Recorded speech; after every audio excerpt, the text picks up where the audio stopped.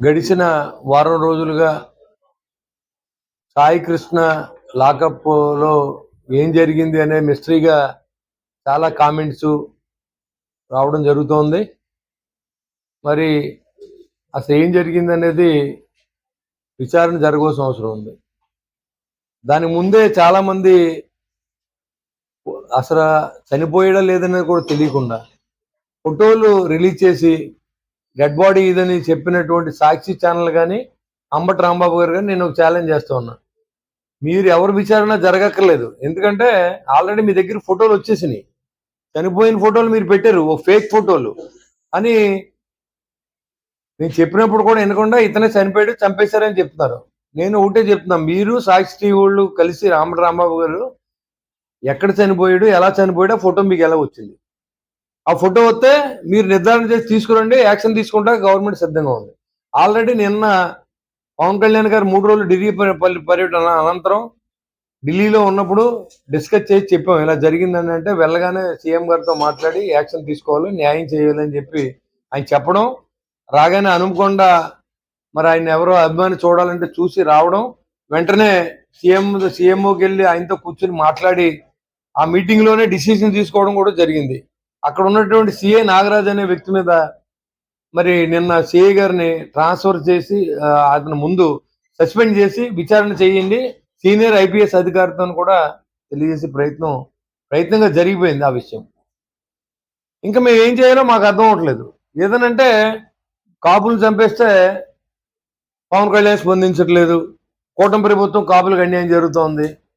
ఇక్కడ చూడవలసింది క్రిమినల్ చూడాలి, పోలీసులే చూడాలి. అక్కడ జరిగింది కాపు కులస్తులు అయి ఉండొచ్చు, జనసేన పార్టీకి సింపథైజర్ అయి ఉండొచ్చు, కానీ అతను కాదు. అతను ఆల్రెడీ అతని మీద 22 కేసులు ఉన్నాయని వాళ్ళే చెప్తున్నారు పక్కన. కానీ శిక్షించేటువంటి హక్కు మాత్రం పోలీసులకు లేదు. ఎట్టి పరిస్థితుల్లోనూ దాన్ని తప్పు చేసినప్పుడు ఖచ్చితంగా అది జ్యుడిషియల్ గా దాన్ని శిక్షింపబడాలి తప్ప పోలీసులకి శిక్షించే అర్హత లేదు. ఆ శిక్షించినట్టుగా ఎక్కడక్కడ రికార్డెడ్ గా లేదు. మన దగ్గర అభియోగాలు అయితే ఉన్నాయి, అభియోగాలు ప్రూవ్ చేసుకోవాల్సిన అవసరం ఉంది. అది దాని మీద అభియోగం కింద మనం ఎవరిని ఉరి తీసేయాలి. సరే, మీ దగ్గర ప్రూఫ్ ఉంది కదా, చూపించారు కదా. ఎవరైతే మీరు నవీన్ రెడ్డి అని భవానీపురం సంబంధించినటువంటి అబ్బాయిని చంపేసి డిసెంబర్ 5వ తారీఖున అతన్ని ఎక్కడైతే గొడవ జరిగిందో అతను అరెస్ట్ చేసినప్పుడు అతను జైల్లో పరిచయస్తుడు ఈ యొక్క నవీన్ రెడ్డి అనే అతను ఫోటో తీసుకొచ్చి ఎత్తుంటే మరి వెంకటకృష్ణ అనే అతని ఫోటో అని మీరు చెప్పడం చాలా హాస్యాస్పదంగా ఉంది.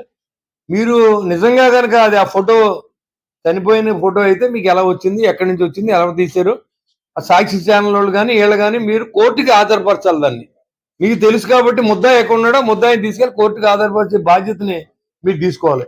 ఈ ఫేక్ ఫోటో చూపించారు నేను అందరికీ. ఇది ఎవరి ఫోటో? ఇది సాయి కృష్ణది కాదు. మరి ఇది ఫేక్ ఫోటో చూపించి మీరు జనాన్ని మోసం చేస్తున్నారు అనేది అర్థమవుతోంది. ఇవాళ కూటమి ప్రభుత్వం మీద బురదలడం, కాపు కులాల్లో శిక్ష పెట్టడం, ఇవాళ ఎవరైతే పవన్ కళ్యాణ్ గారిని కూడా ఉన్నటువంటి కమ్యూనిటీ ఎక్కువగా కాపు కులస్తులు ఉన్నారు కాబట్టి వాళ్ళందరినీ దూరం చేయాలి. ముందు 2019 ఎలక్షన్ లో ఉన్న కులాలను దూరం చేశారు, కాపు కులాన్ని అడ్డం పెట్టి. ఇప్పుడు సక్సెస్ రేట్ వచ్చిన తర్వాత కాపు కులాన్ని దూరం చేయాలి అని ఆలోచనతో పనిచేస్తున్నటువంటి వీళ్ళు నేను అడుగుతున్నా, మీకు ఛాలెంజ్ చేస్తా ఉన్నా, మీ రాజకీయ సన్యాసం చేయండి. జగన్మోహన్ రెడ్డి కానీ అంబటి రాంబాబు కానీ మీ సాక్షి ఛానల్ అనేది ఫేక్ అని ఒప్పుకోండి, లేదా మీరు కోర్టుకి సబ్మిట్ చేయండి. ఎవరైతే చంపబడ్డ వ్యక్తి ఫోటో వచ్చింది, ఎలా వచ్చింది, మీరు తీసారా, ఎవరైనా తీసి మీకు ఇచ్చారా? తీసిన వాళ్ళు ఎవరో పేరు చెప్పండి, మీ పోలీసులు అరెస్ట్ చేయండి.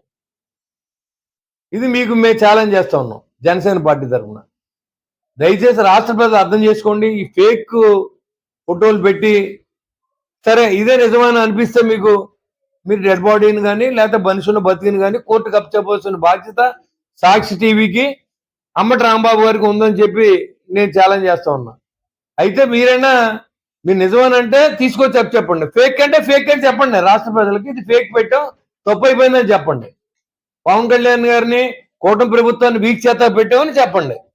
అంతేగాని ప్రజల్లో విషం జమ్మాలనే ఆలోచన మీరు మాట్లాడతారు. సుబ్రహ్మణ్యం డ్రైవర్ని ఇంటికి తీసుకెళ్లి ఎమ్మెల్సీ అరెస్ట్ చేస్తే, అనంతబాబు హత్య చేస్తే కనీసం అతను అరెస్ట్ చేయించినటువంటి మీరు ఇవాళ కూటమి ప్రభుత్వం గురించి మాట్లాడుతున్నారు. సుధాకర్ అని డాక్టర్ రోడ్డు మీద పెట్టి పిచ్చోడని కొడితే పోలీసుల్ని ఎలాంటి పనిష్మెంట్ ఇవ్వకుండా అతను చనిపోయేలా చేసిన వ్యక్తులు మీరు కాదని నేను అడుగుతా ఉన్నా. ఒక సొంత అక్కనే రేప్ చేస్తున్నారని చెప్పి చీరాలో కుర్రోడు అడిగితే తగలబెట్టినప్పుడు పిచ్చోడు అవతలోడని చెప్పి మీరు తప్పించిన వైని మీది కాదని అడుగుతున్నా. అలాంటిది వాళ్ళ కాపు కులం కందుకూరు ఇన్సిడెంట్ ఏమైంది? ఆ రోజు కూడా ఇదే అల్లరి చేసే ప్రయత్నం. చనిపోయిన వ్యక్తి తెలుగుదేశం, చంపిన వ్యక్తి తెలుగుదేశం. పవన్ కళ్యాణ్ గారి సంబంధం ఏంటి? నేను పవన్ కళ్యాణ్ గారికి చెప్తే ఇమీడియట్గా వెళ్ళి ఎవరైనా న్యాయం జరగాలి కాబట్టి మీరు వెళ్ళామంటే కమిటీ వేస్తే నేను కూడా కమిటీ సభ్యుడు ఉన్నాను. దాంట్లో వెళ్ళి చూస్తే అక్కడ జరిగింది ఏంటంటే ఆయన తెలుగుదేశం ఎవరైతే ఉన్నారో అతనే కారుతో గుద్ది చంపాడు. చనిపోయిన వ్యక్తి కాపు, చంపిన వ్యక్తి కమ్మ, తెలుగుదేశం. అయితే మాకేం సంబంధం లేదు దాంట్లో. అయినా కూడా నేను ఆ కుటుంబాన్ని 5 లక్షలు ఇచ్చి ఆదుకున్నాను. ఆ రోజు కూడా మీరు శవరాజకీయం చేశారు. వెళ్ళి ఎవరైనా ఒక రూపాయి ఇచ్చే కుటుంబాన్ని మీరు ఆదుకున్నారో ఈ లీడర్స్ నేను అడుగుతాను. సోదరా, తాడేపల్లిగూడెంలో కేసు పెట్టు, స్వయానేలి కేసు పెట్టు,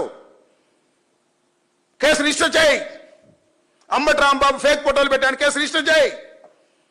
పోలీస్ చేత పిలిపించు, వస్తా, చెబుతా. ఈ సోర్స్ ఎక్కడి నుంచి వచ్చాయో చెప్తా.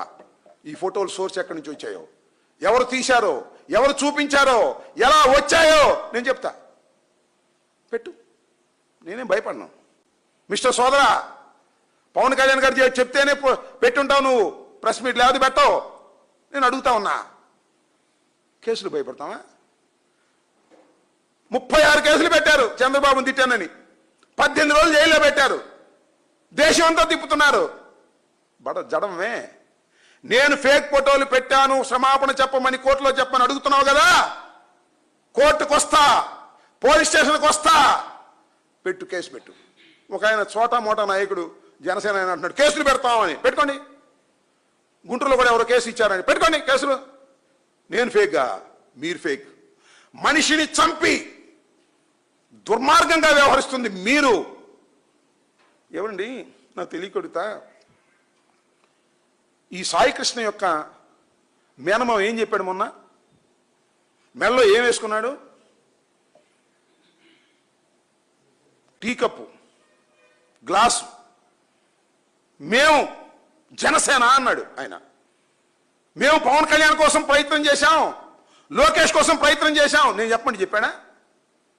చనిపోయిన మేనలుడి తరువాత చెప్పాడు మేము జనసేన అని చెప్పాడు. ఏమండి, వాళ్ళు జనసేన కాదా? చెప్పండి. ఏమండి, బొలిశెట్టి వారు పలకరించారంటే వెళ్ళి పలకరించారా ఆ కుటుంబాన్ని? మేలు పలకరించాం. పలకరిస్తే ఏంటి మీ కడుపుమంట? అమ్మ పెట్టదు, అడుక్కు తినివ్వదు. మీరు సపోర్ట్ చేయరు, మా బోటు వాళ్ళు సపోర్ట్ చేస్తే మా మీద తట్టలు బురదేస్తారు. ఇదేరా మీకు సిగ్గుంది? మీ జనసేనకు కష్టపడి పనిచేసినటువంటి కుటుంబంలో ఒక వ్యక్తి చనిపోతే పలకరించడానికి వెళ్ళారు. వెళ్ళకపోయారు పో, రాజీకి వెళ్తారా? సిగ్గుందా మీకు? మీ ఇన్ఛార్జ్ వెళ్ళి 10 ఇస్తాం, 25 ఇస్తాం, 30 ఇస్తాం, నాగరాజుతో రాజీ పడండి అని చెబుతారు. సిగ్గుందా మీకు? నేను అర్థం కాదా? నేను చెప్పిన మాటలు కాదు ఇవి. సాక్షాత్తు చనిపోయిన కుర్రవాడు మేనల్లుడు నవరంగ్ చెప్పాడు. మేము చెప్పాలి, ఆంటికాడ్ ప్రెస్ మీట్ పెట్టి చెప్పాడు. సిగ్గుందా మీకు? మీకు సిగ్గుందా? జనసేనకని అడుగుతా ఉన్నా, బాధపడి అడుగుతా ఉన్నా, మీ మీద కోపంతో కాదు, బాధపడి అడుగుతా ఉన్నా. ఇక్కడ దాకా ఎందుకు? మేము సిబిఐ ఎంక్వైరీ అడుగుతున్నాం. ఓకే, సమాజంలో కొంతమంది సిబిఐ ఎంక్వైరీ అడుగుతున్నారు. తల్లి ఏమడుగుతుందయ్యా?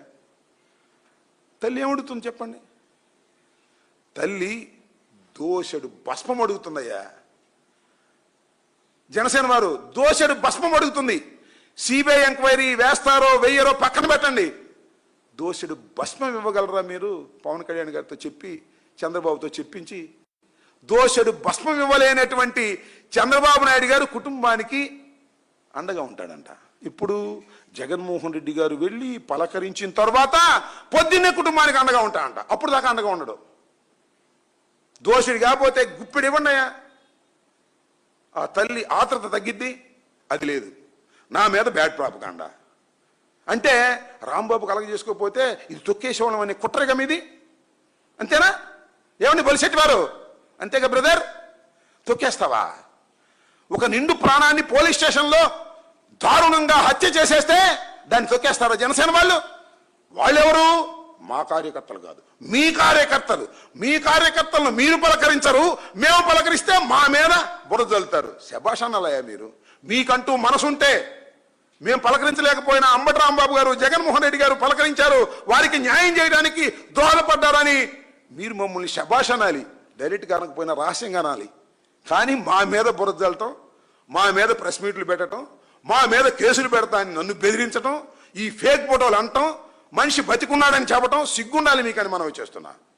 100% చెప్తున్నా, మనిషిని చంపేశారు. మనిషిని చంపేశారు.